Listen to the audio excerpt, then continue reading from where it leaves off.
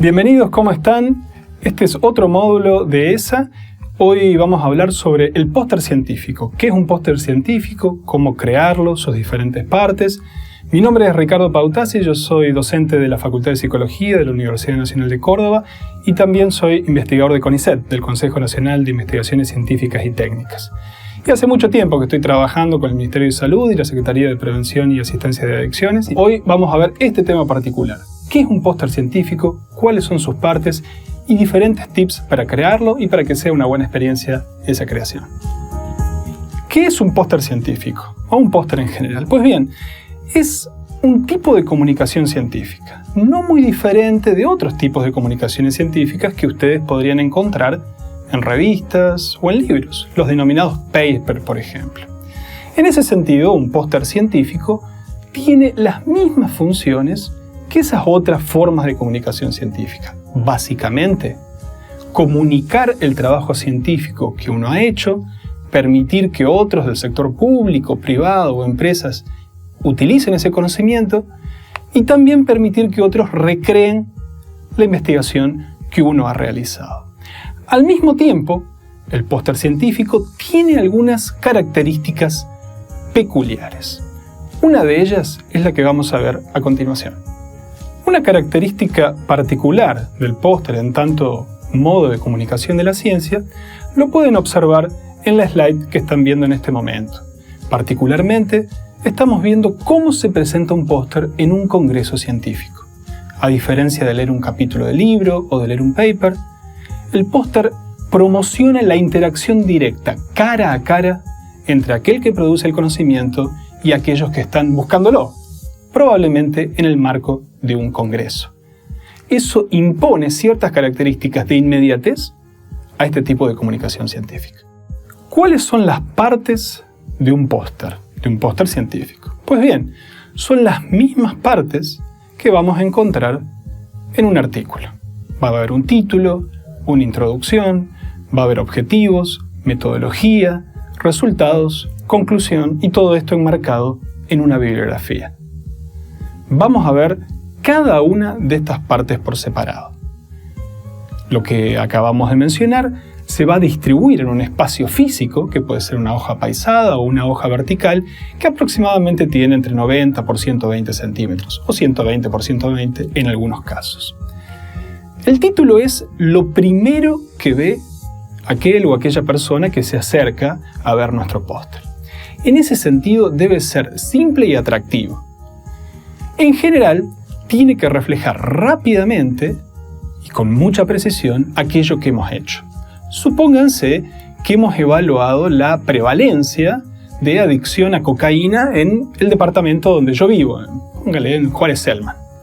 Pues bien, el título del póster debería ser prevalencia de adicción o dependencia a cocaína en departamento Juárez Selman o en un departamento de tal o tal zona de la ciudad de la provincia de Córdoba. En la slide 7 podemos encontrar diversos ejemplos reales de esta utilización de títulos en un póster científico y todas ellas responden al ejemplo que di, de la prevalencia de adicción o dependencia a cocaína en un departamento de la provincia de Córdoba. Nótese que en todos los casos decimos comparación entre esto y esto. Si estoy evaluando cómo dos variables se asocian entre sí, por ejemplo, asociación entre nivel socioeconómico y adherencia a un tratamiento, pues bien, deberé nombrar esas variables. Relación, asociación entre nivel socioeconómico y adherencia a un tratamiento. Si es entre un tratamiento y un cierto outcome o resultado de la intervención, deberé mencionar esas dos variables. En el caso de que yo esté evaluando una relación causa-efecto, podría encontrar la tercera parte de esta slide que estoy mencionando, en la cual hablo de efecto de tal cosa sobre tal otra. En todos los casos, el título debe ser sencillo, atractivo y debe ser representativo de lo que estamos midiendo. Seguidamente, debemos mencionar algunos elementos teóricos y empíricos que den una suerte de antecedente de lo que estamos evaluando, es decir, la introducción a nuestro póster. Debe ser muy sucinta y debe plantear, primero, por qué es importante lo que estamos haciendo. La importancia a veces puede ser sencillamente la relevancia de la patología, de la dependencia que estamos evaluando. Muchas veces hay importancia regional. Supónganse que sea un tema que sea muy estudiado a nivel mundial, muy estudiado a nivel de Argentina, pero volviendo al ejemplo previo, no a nivel departamental o regional. Pues bien, yo puedo finalizar la introducción diciendo, si bien es conocida la relevancia y la importancia sanitaria de este tema, son escasos los trabajos realizados en mi ciudad, mi pueblo, mi departamento. Y allí finalizaría la introducción. La próxima sección es la sección de objetivos. Y es muy importante que todo quede muy enlazado. Nótese que si yo finalizo la sección de introducción diciendo la adicción o la evaluación de prevalencia de dependencia de la cocaína ha sido muy evaluada a nivel mundial y es muy relevante en términos sociosanitarios, pero en el departamento Juárez-Celman no ha sido evaluada, ya queda casi pendiente la próxima sección de objetivos. ¿Cuál será la próxima sección? Pues decir, nuestro objetivo fue evaluar en este departamento de la provincia de Córdoba la prevalencia de este fenómeno, en este caso, adicción o dependencia de la cocaína. Hasta ahora hemos hablado de un título que presenta lo que hemos hecho al lector, a la persona que se acerca, luego una introducción al problema y otro título más, que son los objetivos. Los objetivos describen aquello que vamos a realizar. Interesantemente, los objetivos siempre se describen en términos de verbos infinitivos, medir, comparar. Es decir, son acciones que vamos a hacer sobre alguna población determinada. Esto nos concatena a la próxima sección, que es la metodología o los procedimientos. En esta próxima sección nosotros debemos decir qué acciones hemos hecho para cumplir estos objetivos. En general, en investigación en adicciones clínicas, es decir, con humanos, uno tiene que describir con quiénes trabajó. Pueden ser pacientes, pueden ser niños, pueden ser adolescentes que van a un colegio, pueden ser los papás o mamás de esos niños o adolescentes. Esa va a ser nuestra muestra y uno tiene que describirla de la manera más acabada posible. ¿Qué cantidad? ¿A dónde vivían? ¿Qué edad tenían? ¿Cuántos hombres? ¿Cuántas mujeres? Solicitamos consentimientos informados. ¿Qué procedimientos éticos hubo para agrupar ese conjunto, esa muestra sobre la cual trabajamos? Seguidamente describimos los instrumentos y los procedimientos. Los instrumentos son cosas que aplicamos sobre esa población. Si yo trabajé sobre un conjunto de pacientes y medí el grado de dependencia o adicción a la cocaína, pues bien, probablemente utilicé instrumentos estandarizados.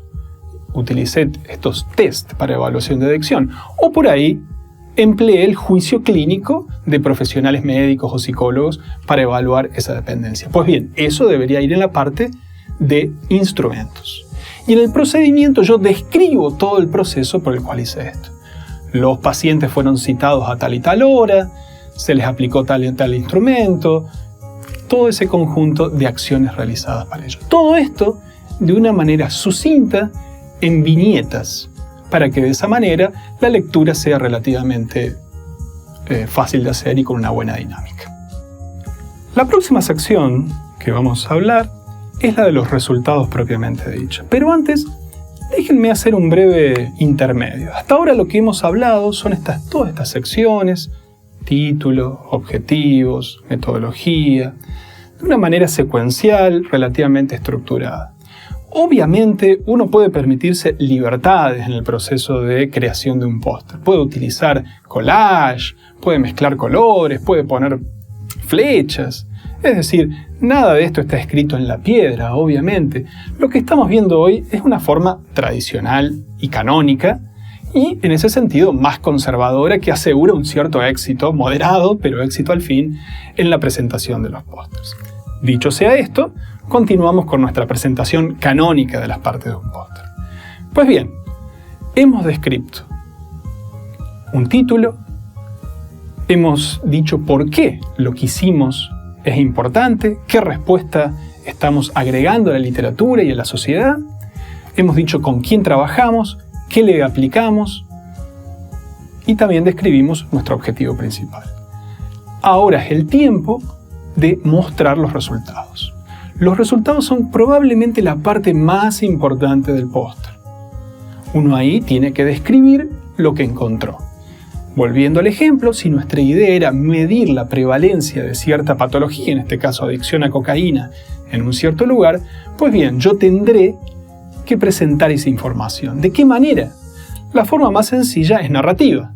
Se observó un tanto por ciento de dependencia de la cocaína, más en hombres que en mujeres, dependiendo de la edad. Esa sería una manera. Sin embargo, es una forma un tanto árida y difícil de capturar, llamémosle. Hay mucha gente que ha evaluado cómo se capturan cognitivamente mejor los datos. Y mucho mejor que esta opción narrativa es el uso de las denominadas inscripciones, tablas y gráficos. En ambos casos, yo presento la misma información que iba a presentar en forma narrada, pero en una forma tabular gráfica o con dibujos, tal es el caso de los gráficos. Los gráficos más comunes son los gráficos de barras, los gráficos de tortas, que no son los más recomendados. Yo recomiendo los gráficos de barras. En todos los casos hay muchas herramientas para crearlos, las más sencillas es Excel, y de allí puedo ir sumando variada tecnología. En general, aquí yo recomiendo ser cauto, no utilizar demasiada complejidad en estas inscripciones. Uno quiere transmitir rápidamente y de forma visual lo que ha encontrado. Ahora trataremos de cerrar y de dar en una frase o dos o tres frases, no más de tres frases muy sucintas, la conclusión de aquello que hemos realizado. Aquí hasta ahora hemos presentado los datos y los resultados de una manera un tanto fría. Se observó un 90% de prevalencia de esta patología o un 10%. No hemos hecho demasiadas interpretaciones ni sobre los resultados en sí mismos, ni sobre sus implicancias sociosanitarias, ni cómo esto debería impactar en aquellos que toman decisiones políticas. Todo eso lo podemos hacer ahora en la sección de conclusiones. Aún así, nuevamente es importante que mantenga una relación con lo previo y que sea sucinto.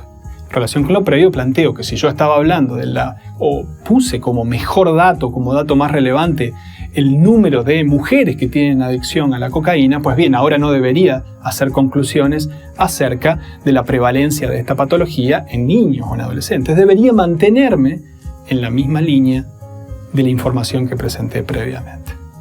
Siempre puedo utilizarlo para ligar lo que yo he hecho con investigaciones previas.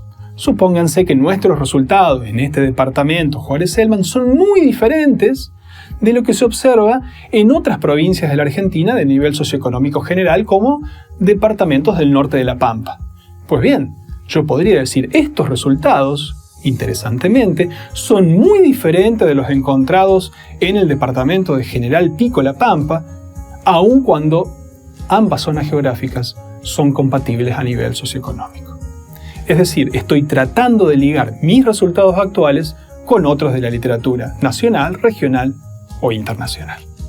En la slide que están viendo en este momento, podemos ver un modelo de póster con las diferentes partes de este esqueleto rellenas con las principales características que acabamos de hablar hasta el momento. Un título que haga llamativa la información, una introducción que presenta al lector a lo que hicimos, objetivos que describan rápidamente las acciones y aquello sobre lo cual hemos trabajado, metodología y procedimientos que expliquen en qué población y con qué instrumentos se realizaron estos procedimientos, los resultados obtenidos y las conclusiones. Obviamente, la estructura que están viendo ahora es solamente una de las estructuras potenciales de diagramación de este póster. Hay diferentes opciones para mover las partes del póster dentro del diseño que nosotros elijamos. Y como les dije antes, también hay algunas opciones menos conservadoras, en las cuales se sacan las introducciones, se pone simplemente una figura muy grande, fotos, es decir, hay otras alternativas que uno, en la medida en que adquiera ciertas destrezas en la presentación de información científica, puede utilizar. Pero, primero lo primero, y lo que hemos presentado hoy es la estructura general más común y más clásica. Tradicionalmente, cuando uno iba a un congreso científico, digamos, hasta hace 5 o 6 años atrás, muchas veces podía observar que aquel que presentaba un póster le daba en la mano un pequeño folletito, un mini póster en papel, en hoja 4 aproximadamente.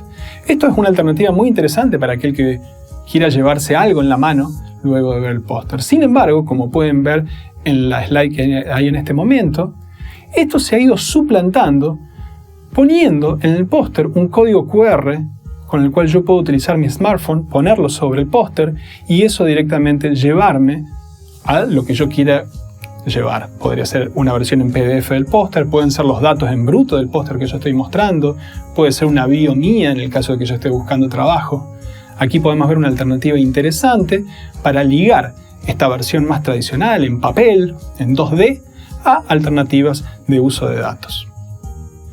Vamos a finalizar viendo diferentes tipos de ejemplos de pósters. Vamos a tomar simplemente a estos ejemplos como lo que son posibilidades que ustedes deberán manejarlas de acuerdo a sus intereses. Aquí podemos ver una en la cual aproximadamente el gráfico ocupa un 25% del póster. Pero yo puedo modificarlo, puedo ampliarlo, en este caso particular tiene aún más porcentaje de póster dedicado a gráfico, puedo mover las diferentes partes a lo largo del diseño, es decir, manéjense con libertades en ese punto y aquí pueden ver algunos pequeños tips para la confección del póster que lo acabamos de ver durante el desarrollo, pero vale la pena recalcarlo nuevamente. El título debe ser llamativo, la información debe poder leerse a distancia, debemos destacar las ideas más relevantes, no hay que olvidarse de la combinación de colores, ¿sí? De mezclar colores que sean adecuados para la visualización por parte de aquel que esté viendo el póster. Como anécdota, yo mencionaría que cuando yo empecé a hacer póster, ¿cómo me fijaba qué colores elegir? Pensaba en clubes de fútbol. Generalmente las camisetas de los clubes de fútbol no son azarosas, sino que están elegidas justamente por la combinatoria de colores. No todas ellas, pero muchas de ellas. ¿Sí? En ese sentido, azul y oro o blanco y rojo justamente combinan bien, entre otros colores. En ese caso dije clubes de Capital Federal, pero aquellos que son de Córdoba sabrán interpretar. Finalmente, y para terminar, ¿cómo construimos el póster? En ese sentido, ¿qué herramientas utilizamos? No hay que descuidar la posibilidad sencillamente de utilizar hojas A4, escribirlo ahí y luego pegarlo en un papel. Yo lo he visto muchas veces y es una posibilidad ciertamente anticuada, pero que funciona bien. Obviamente las alternativas tecnológicas son bastante interesantes. Tradicionalmente se ha utilizado CorelDRAW para crear estos pósters, pero este es un software de alto costo y de alto nivel de adopción, es decir, hay que tener cierto conocimiento. Una alternativa, que la podemos ver aquí en las slides, es el uso de Microsoft PowerPoint. Hay un pequeño truco para utilizar PowerPoint para la creación de pósters, que es modificar el tamaño de la diapositiva. Si uno va al sector del menú que pueden estar viendo en este preciso momento en la slide, van a ver que uno puede cambiar el tamaño de la diapositiva y cambiarlo, por ejemplo, a 90 por 120, que es en general 90 por 120 centímetros, que es el tamaño canónico de un póster. Les agradezco mucho haber sido parte de este módulo, gracias por ser parte de ESA.